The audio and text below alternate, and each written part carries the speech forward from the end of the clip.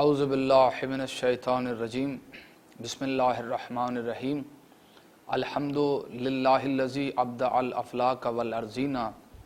والصلاۃ والسلام علی رسول الثقلین محبوب رب المغربین والمشرقین جد الحسن والحسین سیدنا و مولانا ابی القاسم محمد وآل بیتہ الطیبین الطاہرین الغر المیامین المعصومین المظلومین ولعنۃ اللہ علی اعدائہم وغاصب حقوقہم اجمعین من یومنا ھذا الی یوم الدین اما بعد فقال رسول اللہ صلی اللہ علیہ وآلہ وسلم اولنا محمد اوسطنا محمد وآخرنا محمد وکلنا محمد۔ میں نے آج کے دن کی مناسبت سے رسالت مآب صلی اللہ علیہ وآلہ وسلم کی ایک مشہور و معروف حدیث کو آپ کے سامنے تلاوت کیا، بیان کیا، جس حدیث مبارکہ میں رسالت مآب صلی اللہ علیہ وآلہ وسلم اپنے 12 جانشینوں کی حوالے سے تعارف فرما رہے ہیں کہ ہمارا پہلا بھی محمد، ہمارا درمیانہ بھی محمد، ہمارا آخری بھی محمد اور ہم سب کے سب محمد۔ تو ماننا پڑے گا کہ رسالت مآب کی زبان سے جو یہ حدیث جاری ہوئی، اس کا مطلب یہ ہے کہ رسالت مآب نے جو تعارف کروایا اس تعارف کے تحت تمام ائمہ اطہار علیہ السلام حسب میں، نسب میں، کردار میں، سیرت میں، گفتار میں، عصمت میں، علم میں، تقوی میں، شجاعت میں، زہد میں مکمل عملی نمونہ ہے رسالت مآب صلی اللہ علیہ وآلہ وسلم کا۔ اور آج چونکہ چوتھے امام کی مناسبت سے یہ پروگرام ریکارڈ ہو رہا ہے، ضروری ہے کہ امام سید سجاد کی زندگی کے حوالے سے گفتگو کی جائے، ان کی سیرت کے حوالے سے گفتگو کی جائے۔ تو امام سید سجاد کی دنیا میں آمد ہے 5 شعبان سن 38 ہجری۔ امام سید سجاد سید الساجدین کی والدہ گرامی بی بی شہر بانو سلام اللہ علیہا، جو کہ یزدجرد ایران کے بادشاہ کی پوتیاں تھیں، شہزادیاں تھیں، اور 37 ہجری میں جب ایران فتح ہوا تو 2 شہزادیوں کو کوفے امیر المومنین کے پاس لایا گیا،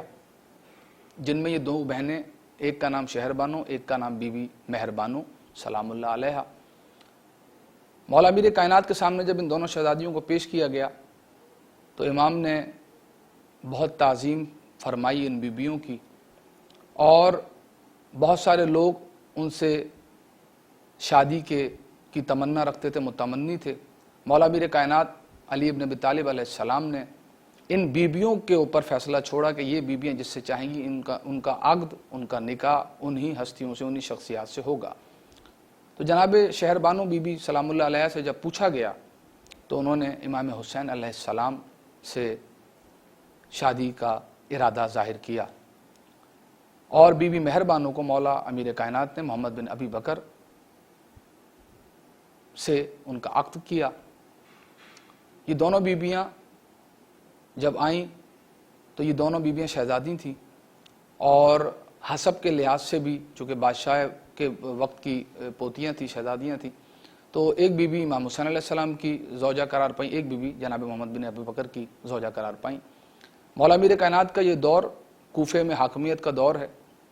اور مختلف چیلنجز، مسائل درپیش ہیں امیر کائنات علی ابن ابی طالب علیہ السلام کو۔ 38 ہجری میں امام سید سجاد علیہ السلام کی دنیا میں ظاہری آمد ہوئی۔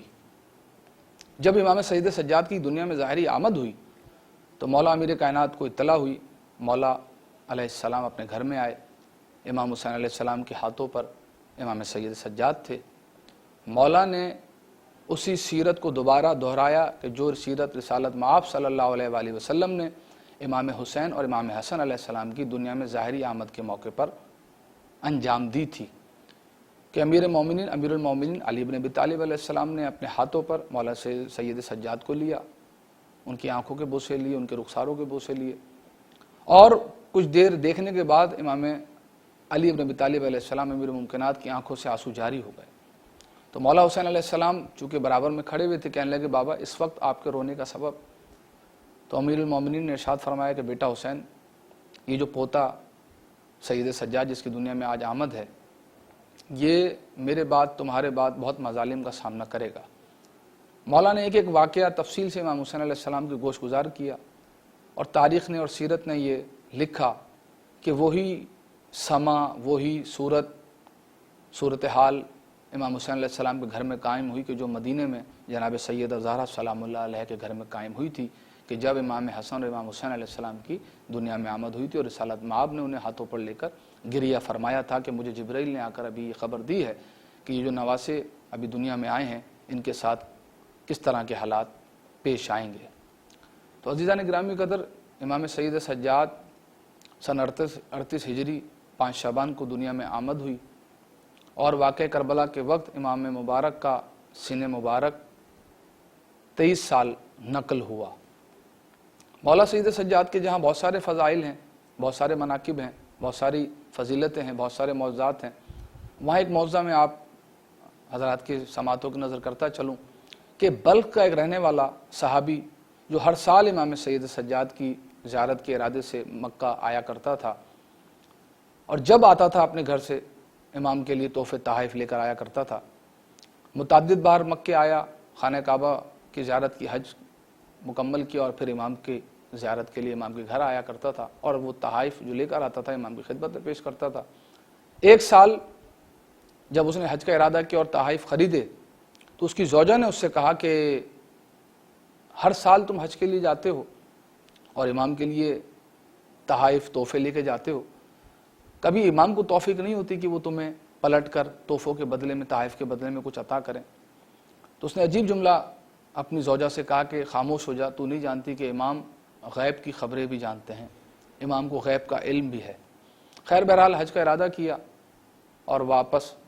مکہ آیا، حج کیا۔ حج کے بعد امام سے ملاقات کے لیے امام کے گھر آیا۔ جب امام کے ساتھ بیٹھا، گفتگو ہوتی رہی، امام حالات پوچھتے رہے، وہاں کے مومنین کے حالات پوچھتے رہے، سفر کی درپیش مشکلات کا پوچھا، اور جب سب پوچھ چکے تو امام کھانے کا وقت ہو گیا۔ امام نے کہا کہ کھانا لگایا جائے، دسترخوان بچھا، امام نے اسے دعوت دی، امام کے ساتھ اس نے غذا تناول کی، اور جب غذا تناول کر چکا تو ایک غلام ایک تشت لے کر آیا اور لا کر رکھا ایک سراہی کی جس میں پانی تھا۔ امام نے اس کو روکا اور کہا اس صحابی سے کہ جو امام کی زیارت کے لیے آیا تھا، کہا کہ تم میرے ہاتھ دھلواؤ۔ تشت رکھا سامنے، اس نے سراہی اٹھائی اور امام کے ہاتھوں کو دھلانا شروع کیا۔ اب جب دھلاتا رہا تو امام نے پوچھا اس سے کہ یہ بتاؤ کہ اس تشت میں کیا ہے؟ اس نے کہا امام اس میں تو پانی ہے۔ تو میرے معصوم نے فرمایا کہ نہیں، اس میں دیکھو غور سے۔ جب اس نے نگاہ دوڑائی تو دیکھا کہ اس میں یاقوت تھے۔ حیران ہوا، کہا امام میں تو پانی ڈال رہا تھا۔ امام نے کہا اور پانی ڈالو۔ اس نے ہاتھوں پہ امام کے اور پانی ڈالا۔ امام نے کہا اب دیکھو، تو کہا مولا، امام نے فرمایا اب دیکھو کیا ہے؟ کہا مولا اس میں تو یاقوت ہیں، اس میں تو مرجان ہے۔ امام کہتے رہے، وہ شخص پانی ہاتھوں پہ ڈالتا رہا۔ امام نے کہا اب دیکھو، کہا مولا موتی ہیں، اب مرجان ہیں، اب لولو ہیں، مختلف قسم کے جواہرات اس تشت میں جمع ہو گئے۔ جب جمع ہو گئے تو امام نے کہا کہ ان کو سمیٹ اور واپس جب اپنے گھر جائے تو اپنی زوجہ کی خدمت میں ان جواہرات کو پیش کرنا اور کہنا کہ امام نے جو بات تو نے اپنے شوہر سے کی تھی، امام نے اس کو سنا ہے اور تیری طلب کو پورا کیا۔ بہت پشیمان ہوا، شرمندہ ہوا، واپس اپنے گھر آیا،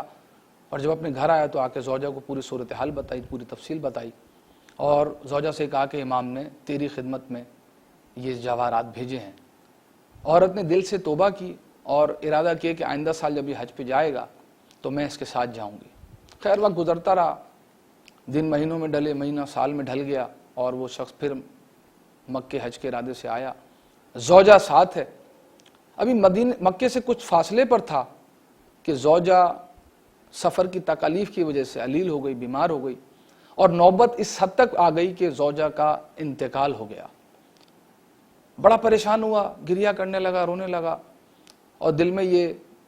گمان کرنے لگا کہ میں تو اپنے زوجہ کو امام سے ملوانے لایا تھا، لیکن اے خدا اس کی قسمت کے امام سے ملاقات کیے بغیر ہی دنیا سے چلی گئی۔ خیر مکہ آیا، خانہ کعبہ کی زیارت کی، اور فوراً امام کے حجرے میں آیا، امام کے گھر آیا، اور آ کر امام سے کہا کہ مولا میں تو اپنے زوجہ کو آپ کے پاس آپ کی زیارت کے لیے لے کر آ رہا تھا، لیکن مکے سے باہر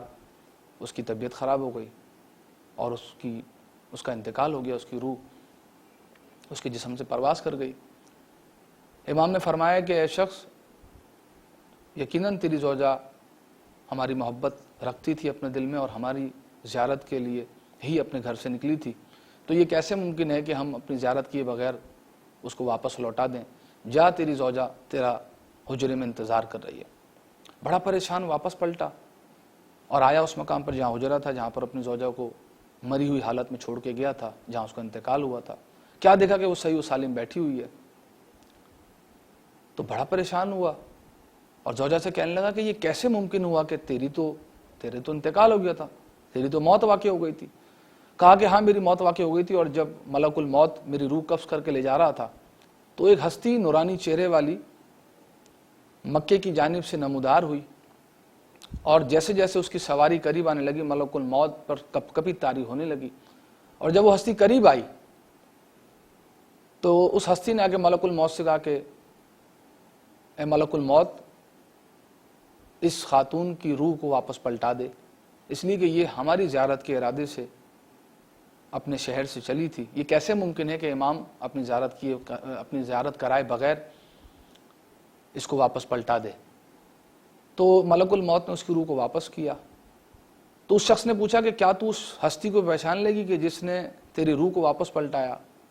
تو اس خاتون نے جواب دیا کہ تو بغیر دیکھے اس کو امام مان رہا ہے، میں نے تو دیکھا ہے۔ واپس مکے آیا، اور مکے آنے کے بعد سب سے پہلے امام کے گھر گیا۔ جیسے ہی زوجہ نے حجرے کا پردہ ہٹا اور زوجہ کی نگاہ امام پر گئی تو وہ دوڑتی ہوئی اور اپنے آپ کو امام کے قدموں پہ گرا لیا اور گریہ و بکا بلند کیا۔ تو شوہر نے پوچھا کہ تیرے گریہ کا سبب کیا ہے؟ کہا یہی تو وہ ہستی تھی کہ جس نے میری روح کو واپس پلٹایا۔ تو عزیزان گرامی قدر، اس واقعے کو بیان کرنے کا مقصد یہ تھا کہ رسول اللہ کی حدیث ہے کہ اولنا محمد، اوسطنا محمد، آخرنا محمد، کلنا محمد، ہمارے سارے کے سارے محمد ہیں۔ تو جو کمالات رسالت کے علاوہ جو کمالات ہیں وہ سب ائمہ اطہار علیہ السلام میں ہیں۔ یہ صاحبان معجزہ بھی ہیں، یہ صاحبان عصمت و طہارت بھی ہیں، یہ اولی الامر کے مالک بھی ہیں۔ اور یہ واقعات بیان کرنے کا مقصد یہ ہے کہ ائمہ اطہار علیہ السلام کے فضائل و مناقب کو آپ حضرات کے سامنے بیان کیا جائے۔